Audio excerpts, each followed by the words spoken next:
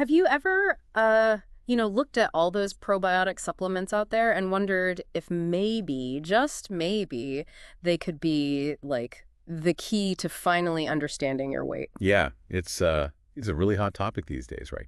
Gut health and weight. It Yeah. seems like you can't go anywhere without hearing about it. It's everywhere, but honestly, it's like overwhelming, right? So much information, so many different products. How do you even know where to start, what to believe? It's tough to sort through it all for sure. Well, that's exactly why we're doing this deep dive today. We're gonna look at the research, the hard evidence about whether probiotics and symbiotics, Probiotics, yeah. those are the ones that combine probiotics and prebiotics, right?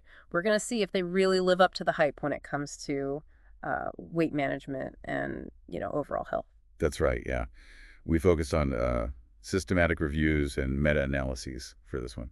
So basically, like the most comprehensive research out there, right? Exactly. These studies analyze the results of many, many individual trials. So we're not just looking at one little study here. We're getting the big picture. Yep, The exactly. goal here is clarity for you, learner. We want to, cut through the noise and give you the information you need to decide if these supplements are really worth it for you. Right, and I think what we found is that the picture is it's a little bit complicated. It's not a simple yes or no answer. Right.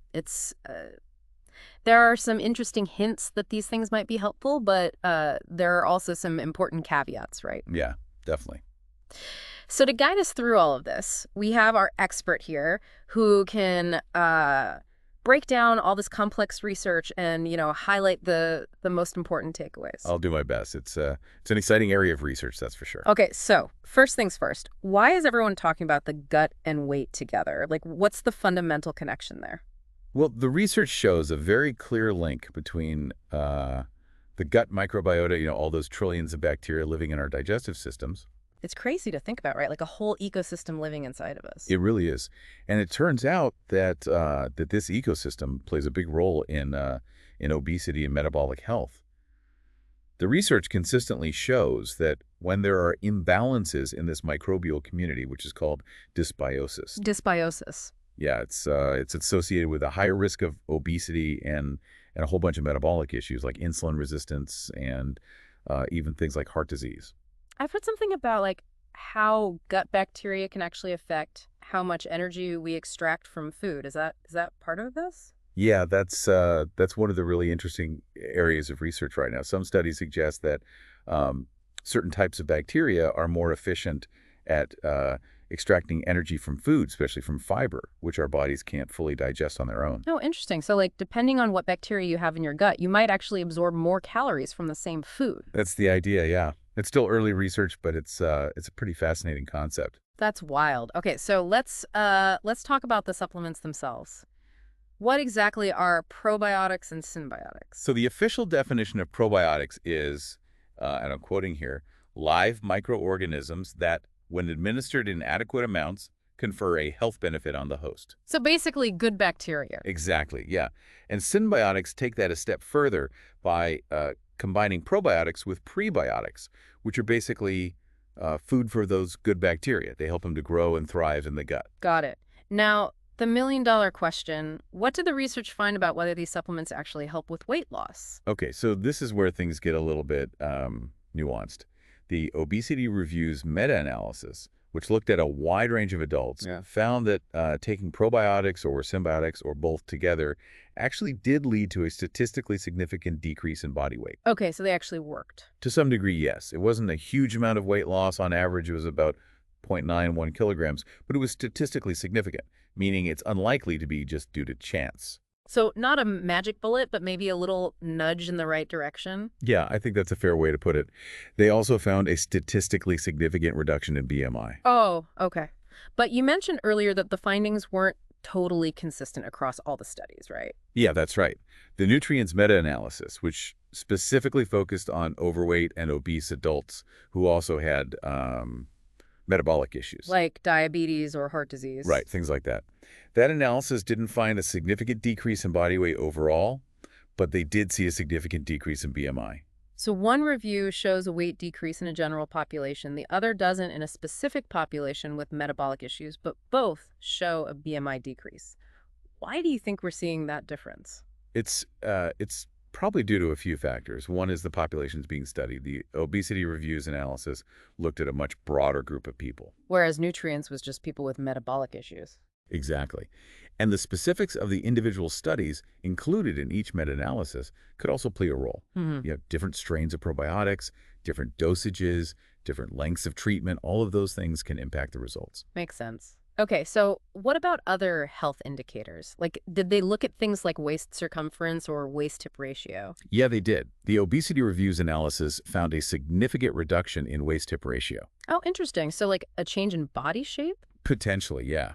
But they didn't find a statistically significant change in overall waist circumference when looking at all the studies together. Okay, so the body shape might have shifted a bit, but not necessarily the total inches around the waist. Right.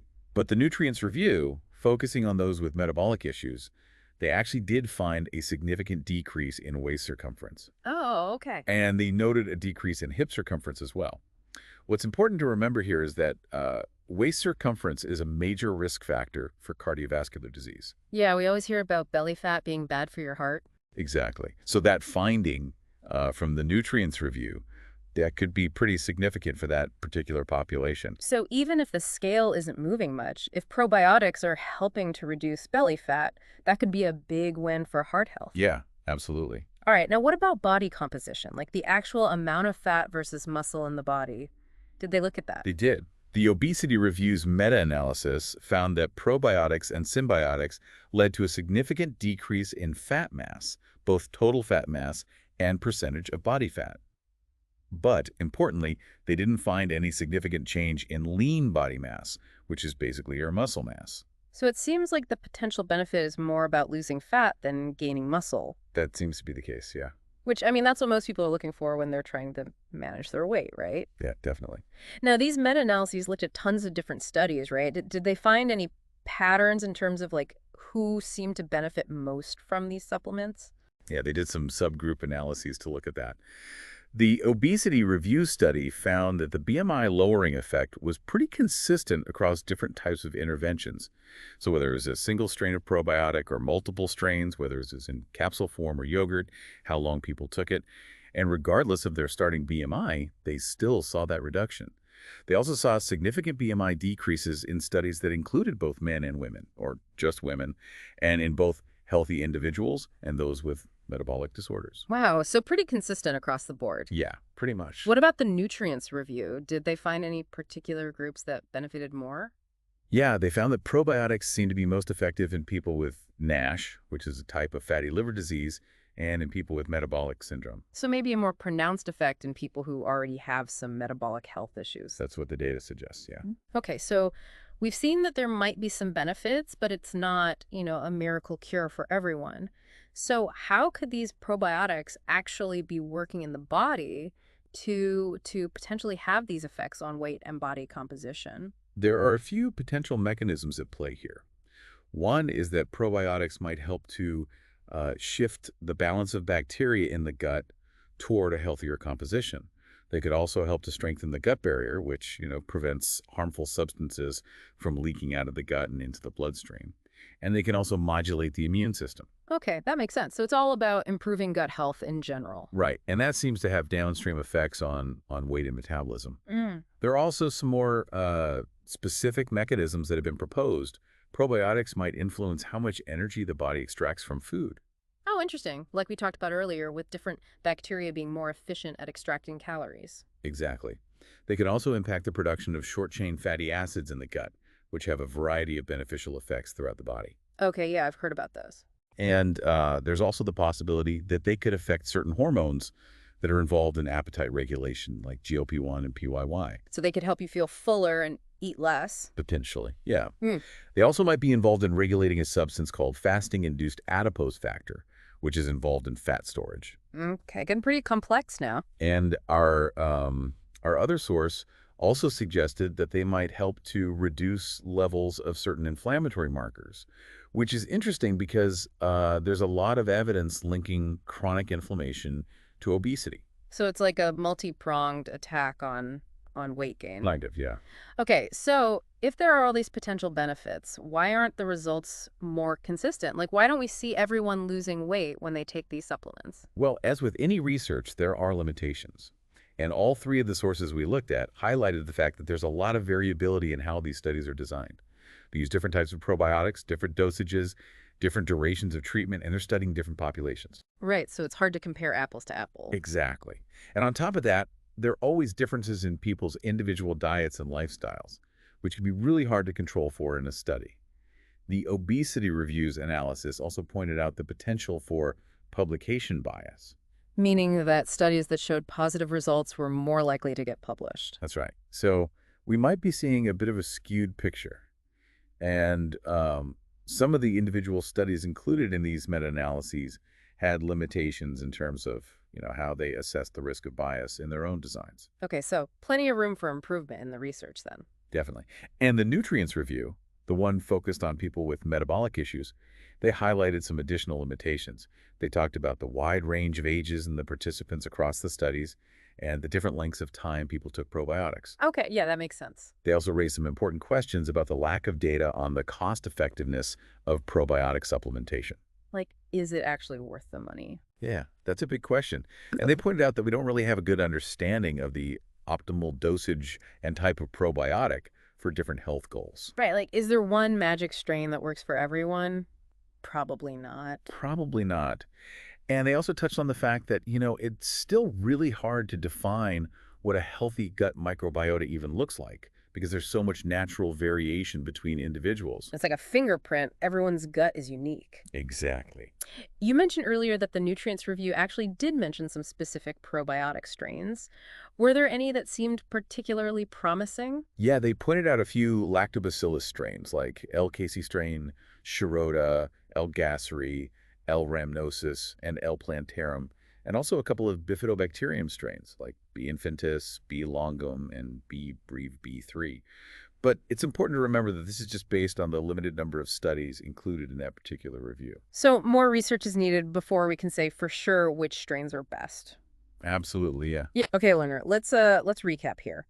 What are the key takeaways from all this research about probiotics and symbiotics for weight management? Okay, so the bottom line is that there is some evidence to suggest that probiotics and symbiotics can have modest beneficial effects on body weight, BMI, and other anthropometric measures, especially fat mass and waist and hip circumference. So they might help a little, but it's not a guarantee. Exactly. The effects aren't universal, and there's a lot of variability in the findings across different studies and different populations. And going back to that question we started with about whether these supplements are a shortcut to weight loss. Yeah, it doesn't seem like they're a magic bullet. Hmm. They might be a helpful addition to a comprehensive weight management plan that includes, diet, exercise, all those good things, but they're not likely to be a standalone solution. Right, you can't just pop a pill and expect to magically lose weight.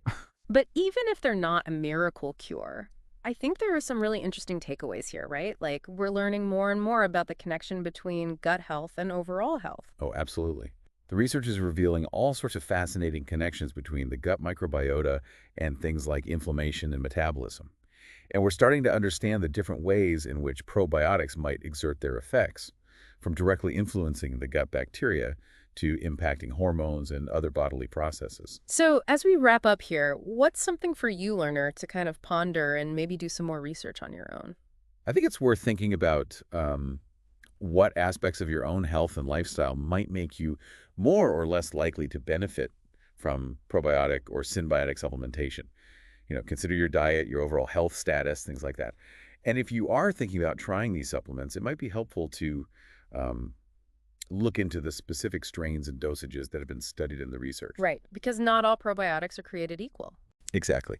And I think the idea of a more personalized approach to gut health and weight management is it's a really exciting area for future research. Absolutely. Well, learner, we hope this deep dive has given you some food for thought and maybe inspired you to, learn more about your own gut health and how it might be impacting your weight and overall well-being. Thanks for having me. And thanks for listening.